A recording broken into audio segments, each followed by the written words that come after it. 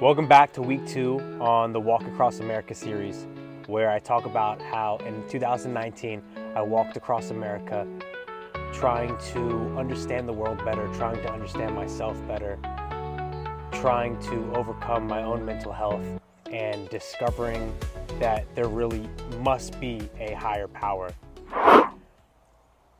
Right before the walk, I had just finished a year's worth of nonprofit work. I had done 1,704 hours of nonprofit work. And this year was an incredible, mind-altering, and difficult year for me, but it allowed me to reach the point where I was ready to do this journey. I was ready to walk across America. Well, right before the journey that I took across America, both of my parents wanted to take me on a journey, take me on a little mini vacation to not only celebrate my year of nonprofit work, but also personally, I believe that they were taking me on this final journey because they thought that there was a large possibility that as I walked across America that I may die. So with my mom, I went to Yosemite National Park and South Lake Tahoe, which was an incredible, incredible journey. And with my dad, I visited Las Vegas and the Grand Canyon. With my mom, going to Yosemite was absolutely beautiful. We tried to go see the giant sequoias, but I don't know what happened in the translation of trying to find the location on Google, but we were unfortunately not able to find the giant sequoias. But we did have a really good time. And then the next day we went to South Lake Tahoe, which, of course, if anybody has ever been there, it is truly a majestic place. It is a powerful sanctuary for people. I've always had some of the most amazing experiences the few times that I've been there. And it's like a portal of happiness. It's just a beautiful place. I spent a couple days with her just traveling around doing stuff like that. It was an incredible experience. After that, I flew to Las Vegas where I met my dad, and we went to the Grand Canyon. Of course, my name's Canyon, so I feel like for years and years and years, I've always felt like I needed to go to the Grand Canyon for obvious reasons. Now that I'm a little bit older and I've done a little bit more research, the Grand Canyon is definitely a place that I'm going to have to go back to. It is a true portal of something that either is hidden from us or that we just do not know about. But there's definitely a lot going on with the Grand Canyon. I could feel the power when I was there. It was an incredible experience. Me and my dad, we went on a boat tour through the Colorado River, through the Grand Canyon.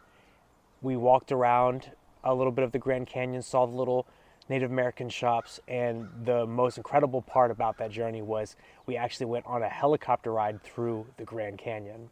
I remember when the lady asked my dad if we wanted to upgrade to a helicopter ride, and I thought to myself, yeah, absolutely not. It was $7, $8, something $100 like that, and I thought to myself, there's absolutely no way in hell that my dad goes ahead and does that. And without any hesitation, my dad goes, yep, no problem, let's go ahead and do it. And in that moment, I knew that my family thinks I'm gonna die when I walk across America. Once I was finished there with my dad in Vegas, I hopped on a plane to San Diego, where I met up with my walking partner. The night before we got to San Francisco, we stayed in some little yurt in the middle of nowhere right outside of LA because the drive from San Diego to San Francisco is like 5 or 6 hours, something like that. I'm not exactly sure how far it is, but it is a pretty good distance up Highway 100, I think, for those that live on the West Coast. You can correct me if I'm wrong.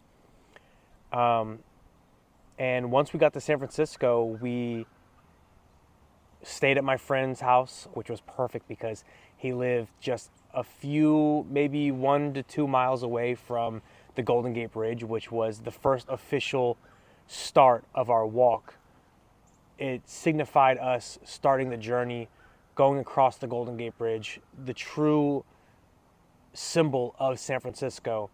We would cross and our journey would officially begin. There was a lot of emotions going on in my head. There was a lot of emotions on my heart. I had my own questions. Was I gonna die? Was I gonna be able to complete this journey? Was I going to give up after the first couple days? Did I have too much stuff? Did I have the right mindset to complete such a journey? I discovered a few months later after I finished my walk that a lot of my friends actually had a bet on how long I would actually make it on this journey. That to say, it doesn't really bother me that much because there was a lot of people that told me I was crazy, and I thought to myself that I was crazy. I knew that this journey was absolutely insane, but I had insane questions. I needed to understand the world. I needed to understand, was there a God? I needed to figure out the questions that I had and understand why I felt so lost in this world. Because of that, I had to do something that was considered insane by the rest of the public, by the rest of the world. And so I knew that all the fear that I may have felt, all of the emotions that I may have felt going into this journey, that no matter what, I needed to do it. I knew that if there was truly a higher power, I would be protected and nothing would happen to me. And if there wasn't a higher power, if I really was just a random act of nature, then a journey like this was a journey of a lifetime. And if that's how I went out, then that's how I went out. It didn't bother me too much. I had fear placed on myself by other people, but I wasn't really that afraid. Packing up my backpack the night before, I knew I had way too much stuff. But I didn't know what I was really going to need, so I felt like I needed to bring it all. My pack weighed over 60 pounds.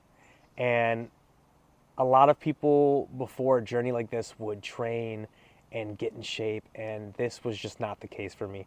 I did not train. I went on one long hike before this, but consistency was not my strong suit, and I did not train. I was the heaviest I'd ever been in my life. Starting this journey with an extra 60 pounds on my back was absolutely insane, but that's exactly what I did. I had way too much, and I learned very soon that I needed to get rid of a lot of weight because the weight was excruciating. Now, because I'm not into the walk yet, next week I will discuss the first couple days of the walk and what I actually went through, but I do want to read a journal entry for the night before my walk and exactly what was going on in my head verbatim through my journal that I took along with me on this walk across America. Well, this is it. 12 hours from now, I will officially be walking across the country. Tonight, I was about to get all my things into my bag, but of course, it's way too heavy, but definitely not unbearable. This journey that has already started is coming by very quick. We already have so much food to carry. We are not sure what we're gonna do, but last night my mind was cruising and coming up with some awesome stuff. I'm truly glad that I can finally start this journey. It's been so long coming, and now I get to do something crazy. Stay tuned for next week, 5 o'clock on Monday, where I officially start the walk across America. Stay tuned.